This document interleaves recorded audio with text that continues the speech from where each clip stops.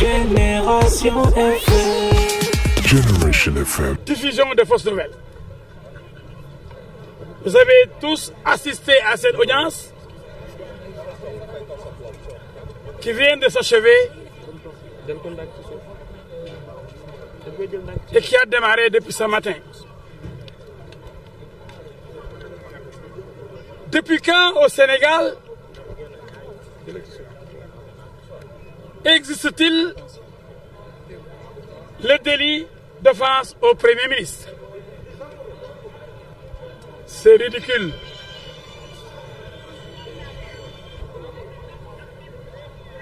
Et qu'est-ce qu'on nous donne comme élément? On dit que le Premier ministre,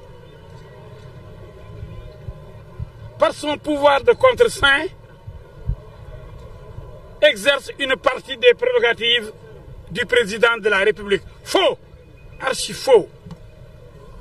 C'est la Constitution sénégalaise, en son article 43, qui donne le pouvoir de contre-saint au Premier ministre, qui doit contresigner les décrets signés par le chef de l'État, président de la République. Donc le pouvoir de contre-saint n'appartient guère au président de la République pour qu'il puisse le donner au Premier ministre. C'est la Constitution qui donne ce pouvoir au Premier ministre. Donc, erreur par rapport à cette infraction donc, qui est visée et qui n'existe pas. Nous l'avons démontré à suffisance. Donc, nous n'avons pas de problème avec la première infraction. La deuxième infraction visée, diffusion de fausses nouvelles. Vous étiez dans la salle. Aucune nouvelle n'a été déclarée fausse. Rien. Tout a été prouvé.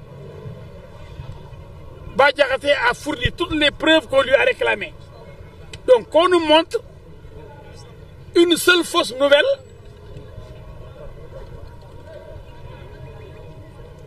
de la part de Bah Diakhaté, dans les déclarations de Bah Diakhaté.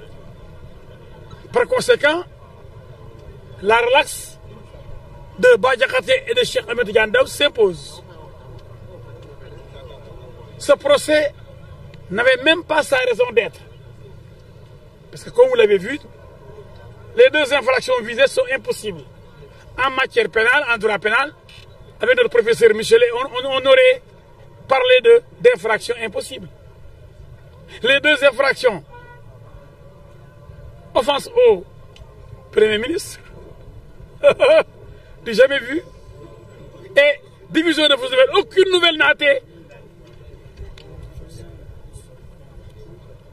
caractérisée, n'a été considérée comme fausse. Mais qu'est-ce que Bah Diakhaté et Cheikh Ahmed Tidiane Ndao font-ils en prison? Pourquoi sont-ils arrêtés donc? En tout cas, je vous le dis franchement, l'intimidation ne passera point. Bah Diakhaté que je connais, et Tidiane Ndao que je connais, ces gens-là, ce sont les gens d'honneur. Ils ne mentent pas. Ils sont incapables de mentir. Et ils ne vont pas reculer. Et ils n'ont pas offensé un chef d'État. Ils n'ont pas offensé un président de la République. Et l'offense, même si ils ont parlé de Sonko, ils n'ont pas parlé de Sonko en tant que Premier ministre. C'est Sonko qui a dit lui-même qu'il avait invité en tant que chef de PASTEF le patron de la France insoumise, Jean-Luc Mélenchon, un chef de notre parti politique d'opposition de France. Mais on veut faire tout pour ramener tout à Sonko. Ce n'est pas possible. Ce n'est pas possible. Sonko n'est pas le chef de l'État. Il n'a pas de pouvoir particulier pour être protégé comme chef de l'État. On ne peut pas le protéger comme le président de la République. Le délibéré attendu pour quand? Le délibéré attendu le 3. Mais nous sommes confiants. Nous avons confiance en la justice du Sénégal. Cette justice-là, elle est forte. Elle demeure debout. Et on lui fait confiance. Et le réquisitoire du procureur? Ouf, vous savez, le procureur, c'est le moins libre des magistrats qui sont dans la salle d'audience. Le siège est totalement libre et indépendant. Vous savez que le ministère public, le procureur, dépend de la hiérarchie. dépend de la chancellerie, dépend du gouvernement.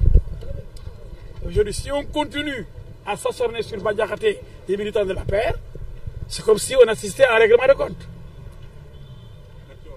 Ce serait véritablement grave. Il avait requis déjà combien pour Bah Diakhaté? Oh, oui, le procureur a demandé 6 mois. Oh, mais tout le monde sait qu'il n'y avait aucun argument pour même les juger. On aurait dû assister à un classement sans suite. Je vous ai dit que pour les 2 infractions visées, il n'y a rien, aucun élément constitutif.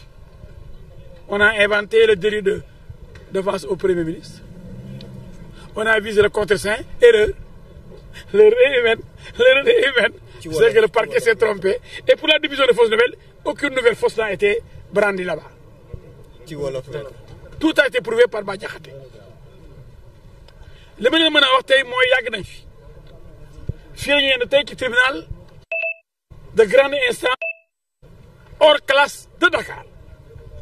ci mbiru Bah Diakhaté ak imam Cheikh Ahmed Tidiane Ndao ñu ne dañoo yàqu deru dañoo tooñ koo xam ne mook président dañoo bokk ay doole wala ñu yem doole wala bu jël doole président wala yoon jox ko doole ju jox président ci kaw loolu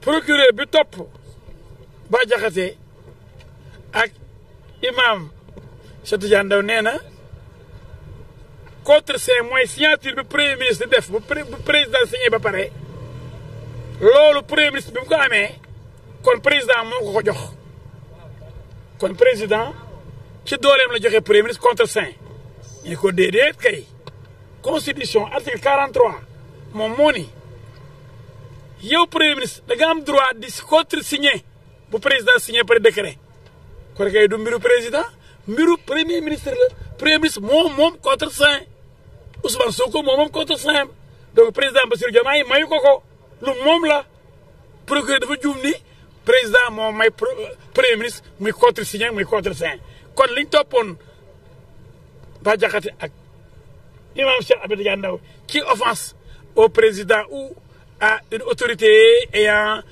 ou exerçant des pouvoirs du président ñu ne ko lan la mu ne contre-saint kon foofu sama gars yi dañoo daanu kon infraction boobu daanu na muy offense au premier ministre masul am ci Sénégal amul ci àdduna bi beneen bi ñu ne diffusion de fausses nouvelles ñu leen waaw lan la sama gars yi génne lu nekkul dëgg Bah Diakhaté génne na preuve yëpp lépp lu laal li mu waxoon yëpp teg na ko ci table ci amul lenn lu waxti newul firnde baa ngi nii waaw kon ana diffusion fausse nouvelle bi fan la Bah Diakhaté wala imam Cheikh Tidiane Ndao waxee lu dul noonu sosee ay mbir benn sos amu fa lépp dañ ko wone kon kay lii atte wari foo na am atte bi daf ñoo bett ndax boo toppee nit lan la ngeen waxal ñaar yëpp benn amu ci ñu nekk prison ñu méta délibéré ñu toogal prison lii métti na di gars yi le 3 juin ñetti fan ci weeru juin bii di ñëw mooy altine bii di ñëw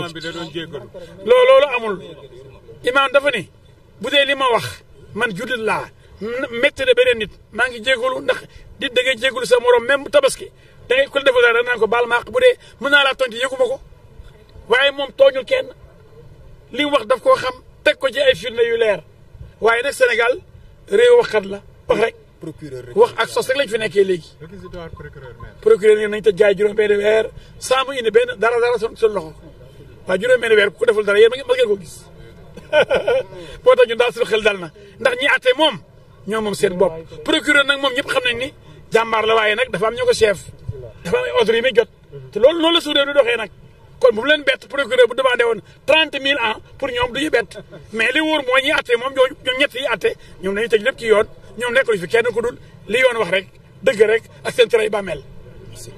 Génération FM. Génération FM, the best radio. Génération FM.